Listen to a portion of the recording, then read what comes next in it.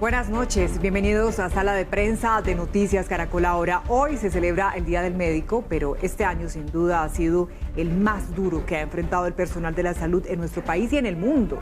21.000 médicos, enfermeras y trabajadores de ese sector se han contagiado de COVID y 102 han fallecido por esta causa. Hemos invitado a Carolina Corcho, psiquiatra y vicepresidenta de la Federación Médica Colombiana. Doctora Carolina, bienvenida a Sala de Prensa. Muchas gracias por la invitación y un saludo muy especial.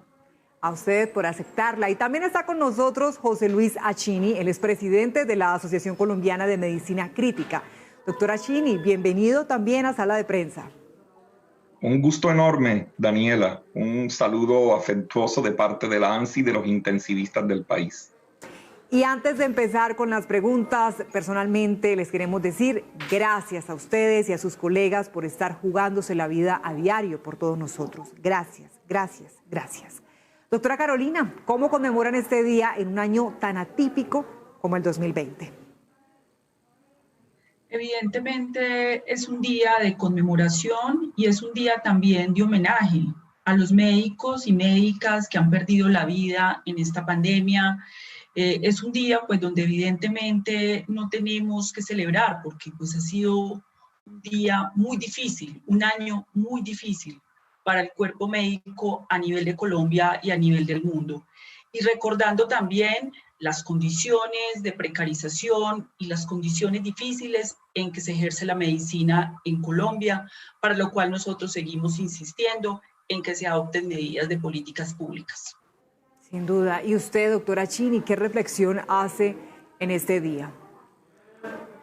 Bien, la gratitud por el reconocimiento que los medios, que la sociedad colombiana le hacen a los médicos del país que están enfrentando con profesionalismo y con gran valentía, ¿no?, esta pandemia, y conmemorar un Día Panamericano del Médico tan atípico luego de 87 años, ¿no es cierto? Es curioso y paradójico que en 1933 se establece el Día Panamericano del Médico, justo el reconocimiento al descubrimiento de un vector que transmitía un virus y que diezmó la población de Centroamérica y Norteamérica. Y hoy, tantos años después, en medio de una pandemia también por un virus que no hemos aprendido aún a conocer, que nos genera tanta incertidumbre y tantos problemas, particularmente en el abordaje de este paciente en el cuidado intensivo. Qué dato tan curioso nos acaba de dar, doctora Achini. ¿Alguno de ustedes o sus compañeros se ha enfermado, se ha contagiado de COVID-19, doctora Carolina? Por supuesto que sí, nosotros hemos perdido médicos, profesionales de la salud muy cercanos, muy cercanos. Evidentemente la vida humana es muy valiosa y todos tenemos igual dignidad, pero cuando se pierde un médico intensivista que tiene la labor de cuidar a otros, es una pérdida muy grande y muy dolorosa para la sociedad. Hemos perdido médicas y médicos muy jóvenes también, que eran asuntos inesperados para nosotros, que veíamos muy distantes cuando escuchábamos que nos contaban los médicos italianos y españoles. Por tanto, es una situación difícil de homenaje, de conmemoración y de gratitud también por estos espacios que nos ofrece la sociedad colombiana y el reconocimiento. Qué mezcla de sentimientos. Doctora Achini, en su caso, ¿qué experiencias tiene? Son múltiples, han sido prácticamente unos 10 meses donde podemos recopilar a través de los tiempos la manera como hemos venido enfrentando desde el cuidado crítico la atención de los pacientes con las dificultades que se han señalado, la problemática laboral, el nomadismo del intensivista, eso lo he destacado. Los intensivistas, como son tan pocos, son tantas camas de cuidados intensivos del país, más aún ahora que se duplica el número de camas para hacer frente de manera efectiva a la pandemia, lo que han hecho todos los países y que se reconoce como una estrategia, obviamente, que impacta de manera benéfica la mortalidad. Pero todo esto ha traído, pues obviamente como consecuencia, el incremento en el trabajo las posibilidades de mayor infección. Si bien no hemos tenido intensivistas, salvo 3 en el país que han fallecido, no obstante, son los escenarios de mayor riesgo. Hemos tenido mucho contagio y eso ha tenido un especial impacto porque en la medida en que crece el número de camas necesitamos más personal competente, se nos enferman las enfermeras, las terapeutas, las auxiliares y los intensivistas no mueren, pero se tienen que ir a casa, ¿no es cierto?, en aislamiento, y esto genera una alta presión en las unidades de cuidados intensivos. No lo imaginamos y es una cadena de retos prácticamente. Pero hablando justamente de esos obstáculos a los que se han enfrentado, la pandemia desnudó muchos problemas que ya existían, pero podemos decir a los que no les estábamos prestando la atención suficiente. Y en el caso de la salud, especialmente de los médicos, ¿cuáles creen ustedes que son las principales dificultades en las que debería trabajar el país? Doctora Carolina, comienzo con usted. Evidentemente, la pandemia evidenció las dificultades enormes de este sistema de salud, la necesidad de reformar este sistema de salud que se centró en el negocio y en la mercancía, un sistema de salud que hace mucho rato abandonó la prevención, la salud pública, que tiene precarizado el 80% de los trabajadores, que les pagan cada año o a veces no les pagan, que tiene unas condiciones de salud mental en este personal que recibe una presión enorme también por la precarización misma, y todo esto quedó evidenciado. Pero lo que nos preocupa a nosotros es que nosotros pensamos que por la misma pandemia iba a haber una sensibilidad a nivel de los poderes públicos del país para transformar estas realidades, pero no fue así. Contrario a lo que esperábamos, se precarizaron aún más las condiciones de los médicos y las médicas. Se disminuyeron, digamos, sus derechos en términos de las coberturas y la seguridad laboral. El ejercicio de la medicina se dificultó más.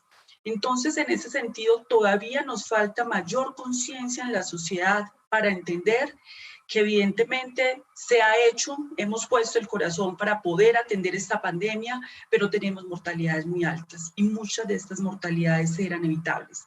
Tenemos unas tasas de contagio muy altas. Vamos a terminar el año casi con 40.000 fallecimientos lamentables en este país y se podían evitar muchas de estas con un sistema de salud distinto que no estaba preparado y hay que adelantar la reforma sobre esto. Increíble. Doctora Chini, desde su experiencia, ¿coincide con estos retos, estas dificultades? Y además, ¿qué agregaría a esta lista? No, no cabe duda, y es todavía de una magnitud mucho mayor en el cuidado crítico, a lo cual se agrega la alta exposición a un estrés emocional fuerte, es donde atendemos los pacientes más graves, con más probabilidades de éxito, pero también obviamente de éxitos, es decir, de fracaso y de muerte. Eso es para un médico intensivista algo muy, muy doloroso. Entonces, todo lo que pasa desde el punto de vista de la parte laboral, el 70% de los intensivistas en Colombia son contratados por orden de prestación de servicio.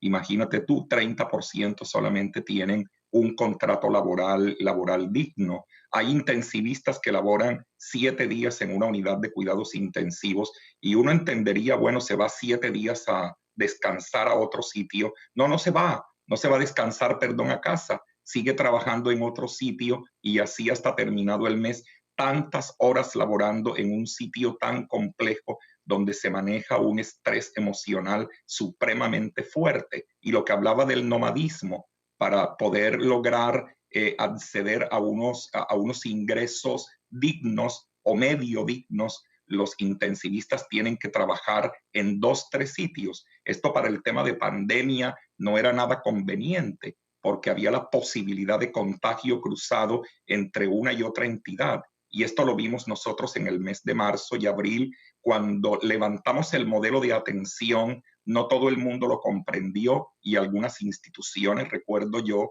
la clínica Los Rosales, tuvo que ser cerrada la unidad de cuidado intensivo. Todo el personal se contagió y ese personal laboraba, particularmente los 6 intensivistas, en 3 instituciones diferentes.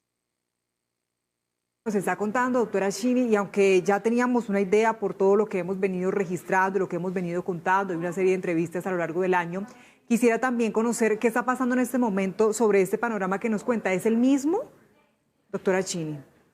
Bueno, hemos atendido 25.000 pacientes y suma cuidado intermedio son 8.000 más de los 60.000 que han sido hospitalizados. Así que el volumen de atención ha sido importante. Los picos epidémicos de Barranquilla nos enseñan muchas cosas, ¿no es cierto? Esa debilidad de nuestro sistema de salud. No obstante, Barranquilla tenía por densidad poblacional el mayor número de camas, pero en desproporción porque hay totalmente un desequilibrio entre dónde están las camas y dónde están los intensivistas en el país. Y eso, la única forma para llenar y para dar cobertura es justo lo que te estoy manifestando, y es el que el intensivista tenga que trabajar en 2, 3 sitios. Todo ha crecido, eso lo que dice Carolina es muy correcto. El cuidado crítico, particularmente por ser de alto costo, es muy atractivo. Ese es el tercer y cuarto nivel de complejidad, cuando muchas cosas las podemos resolver desde el nivel primario de atención a través de promoción y prevención. La unidad de cuidado intensivo es un satélite perfecto epidemiológico que nos muestra lo que está ocurriendo con la salud pública del país. La enfermedad crónica, que todavía realmente ocupa una gran cantidad de camas de cuidados intensivos. Pero imagínate a esta cantidad de pacientes que atendíamos frecuentemente en la unidad, se suman 25.000 pacientes de cuidado crítico COVID-19 atendidos en estos tiempos de pandemia. Complejo panorama. Y mientras ocurre esto, mientras ustedes libran esta batalla, parece increíble, pero muchos aún no creen en la seriedad de esta enfermedad, o en algunos casos se han relajado porque dicen ya estamos cansados de tantas restricciones.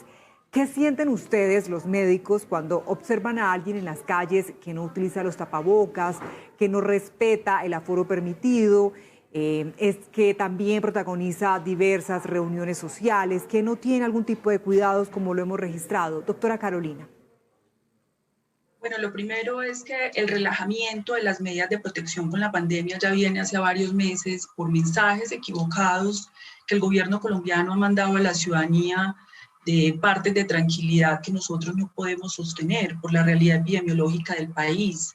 En ese sentido, nosotros hemos hecho el llamado permanente al autocuidado, pero también hemos dicho que una pandemia no se resuelve solo con el autocuidado.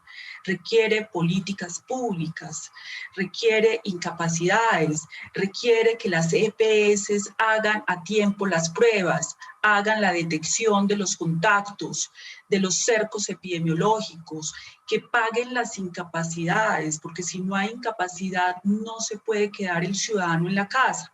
Desde luego que es inaceptable prácticas como, por ejemplo, hacer fiestas y aglomeraciones innecesarias que no deberían tener razón de ser en el marco de una pandemia. Pero desde luego también entendemos que las condiciones económicas del país obligaron a que la gente vaya a trabajar y no se tomaron las medidas que se podían tomar en Colombia para poder asistir a la población, para poder dar subsidios a la pequeña, a la mediana empresa, y en este momento todavía tenemos esa dificultad. En Colombia nos estamos demorando hasta 30 días para entregar el resultado de una prueba de acuerdo a la Procuraduría General de la Nación.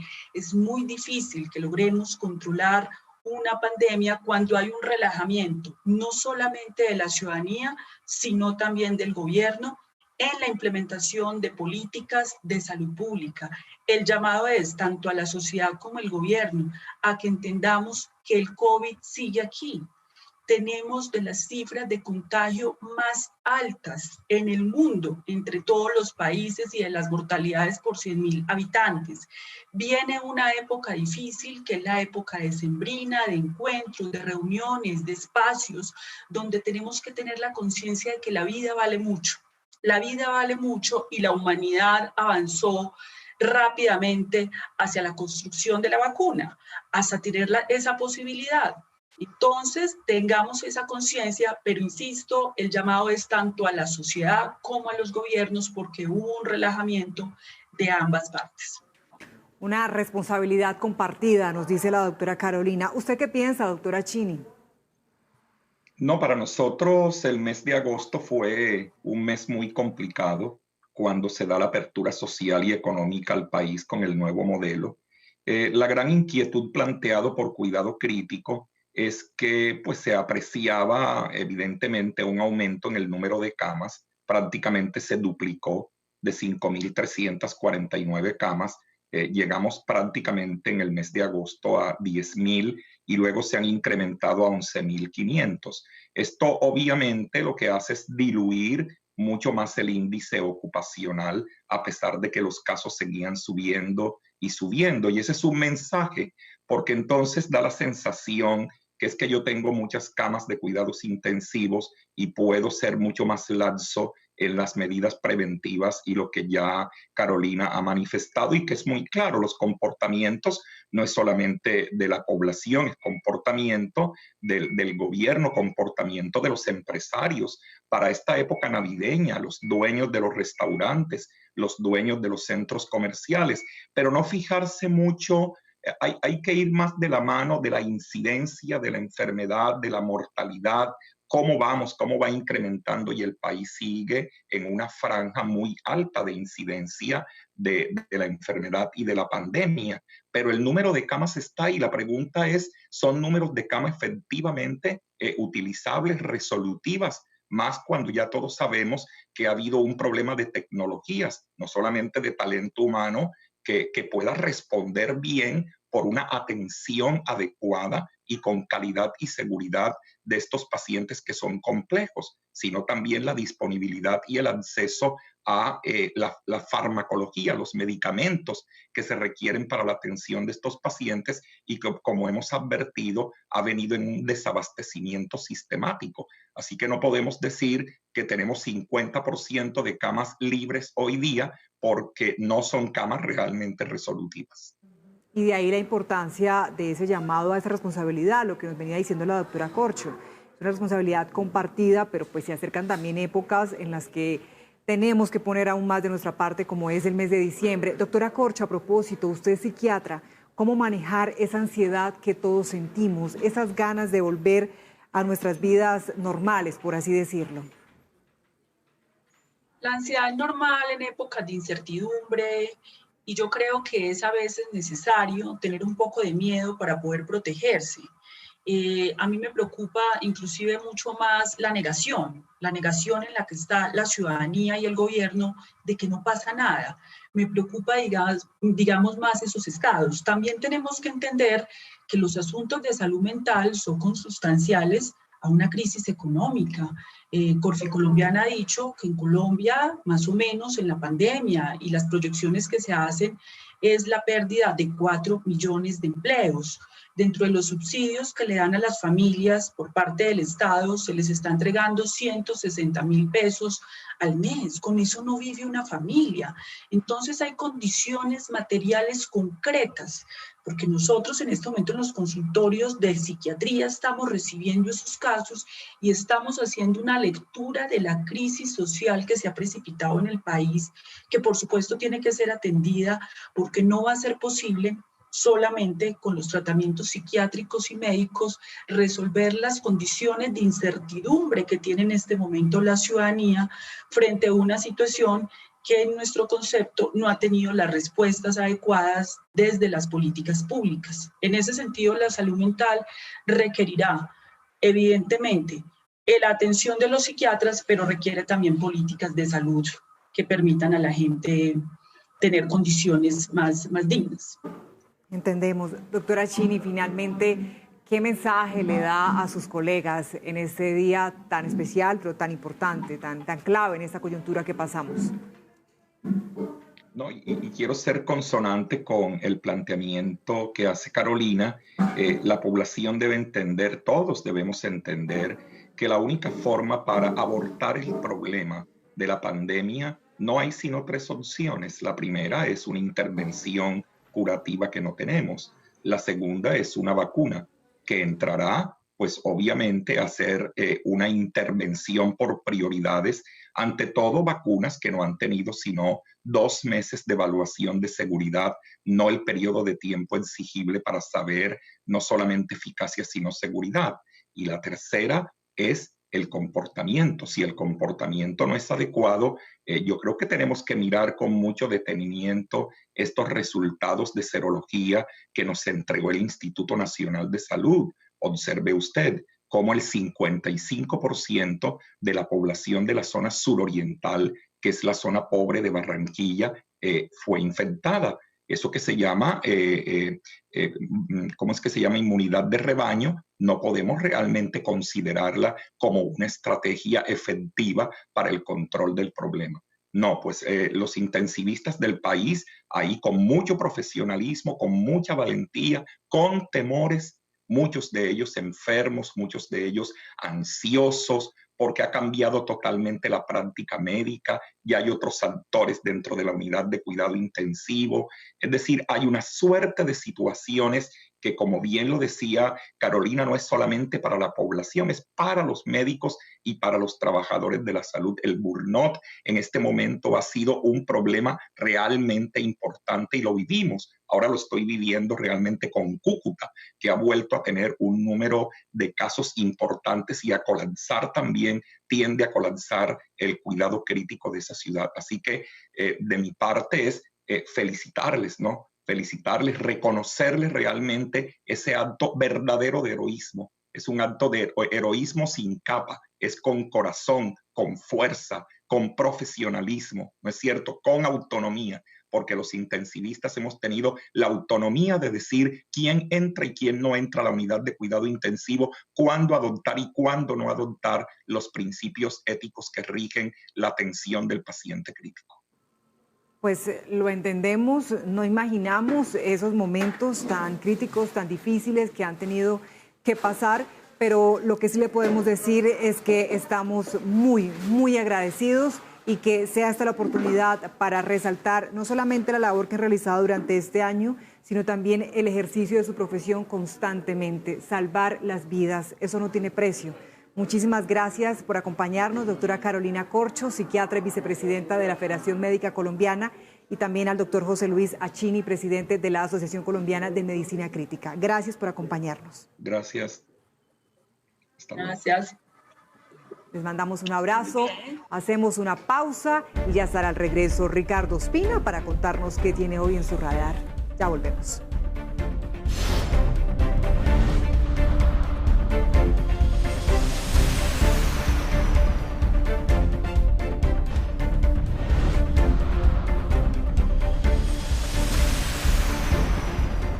Esto es Sala de Prensa de Noticias Caracol Ahora. Gracias por continuar con nosotros. Es momento de saludar a Ricardo Ospina, director de Servicios Informativos de Blue Radio, quien nos cuenta qué tiene hoy en su radar. Ricardo.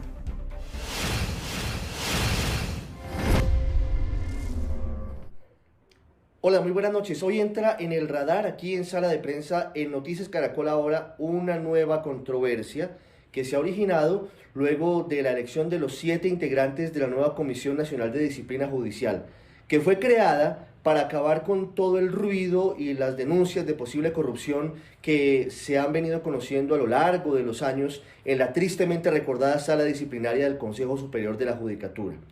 Lo que no puede pasar es que el remedio sea peor que la enfermedad, y por eso han quedado muchas dudas frente a 2 de los nombres, en particular uno de ellos, de los nuevos magistrados. Se trata del excontralor de Bogotá y exgobernador del departamento de Boyacá, Juan Carlos Granados, quien está en juicio. El próximo lunes irá a audiencia de acusación ante la Corte Suprema de Justicia por corrupción, por haber supuestamente recibido 200 millones de pesos de Odebrecht para su campaña en la gobernación de Boyacá, a cambio de entregar la concesión y construcción de una carretera en ese departamento a la multinacional brasileña que es símbolo de la corrupción.